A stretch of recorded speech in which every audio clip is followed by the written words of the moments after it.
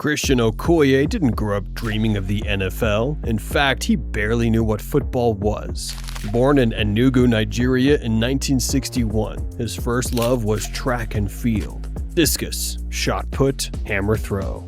He came to America for Olympic glory, not touchdowns. But when Nigeria didn't take him to the '84 Olympics, he needed a new outlet.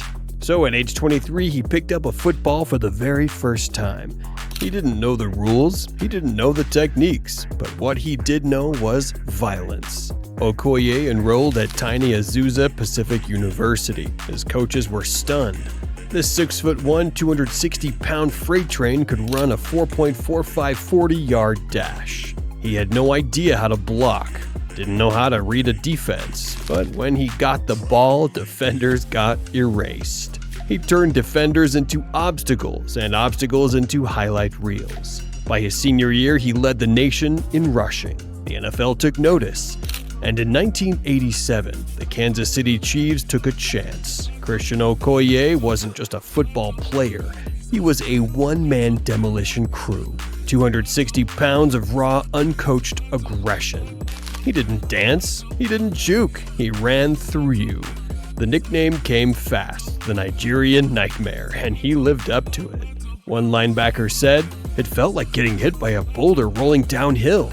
Every Sunday, teams circled his name, not to prepare, but to pray. In 1989, Okoye broke the NFL.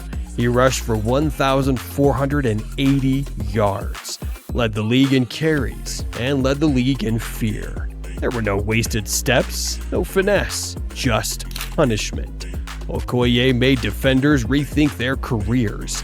He once knocked out a linebacker so hard the man forgot what quarter it was. Another time he lowered his shoulder and broke a face mask clean off. He didn't run to daylight, he ran to impact. You could make an entire documentary called Men Who Tried to Tackle Christian Okoye. Steve Atwater, one of the hardest hitting safeties ever, once squared him up, and Okoye kept going.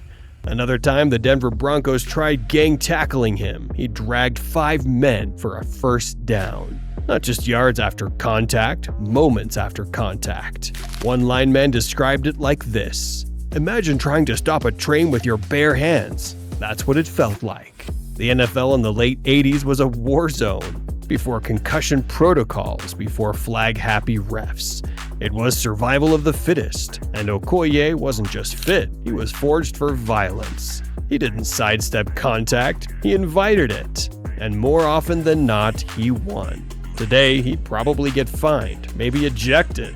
But back then, he was celebrated, a folk hero for football carnage. But even nightmares have limits. Okoye's knees started breaking down. Years of impact took their toll. By 1992, he was struggling just to get through games. And by 1993, the nightmare was over. He retired with over 4,900 rushing yards and a trail of broken tackles and broken bodies in his wake. You look at power backs today and they all owe something to Christian Okoye. He wasn't the first bruiser, but he might have been the purest. No tricks, no sidesteps, just downhill destruction. Ask any old school linebacker who they hated tackling, his name always came up. Even now, players say it with reverence. You didn't hit Okoye, you survived him. Off the field, Christian Okoye couldn't be more different, humble, soft-spoken, a businessman, a father.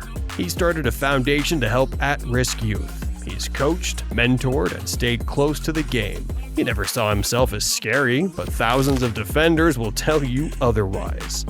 Because between the whistles, he wasn't Christian Okoye, he was the Nigerian Nightmare. In a league where violence is part of the job, very few players make other professionals afraid. Christian Okoye didn't just run the ball, he changed what running the ball looked like. He wasn't just a running back, he was a myth. A thunderstorm in shoulder pads.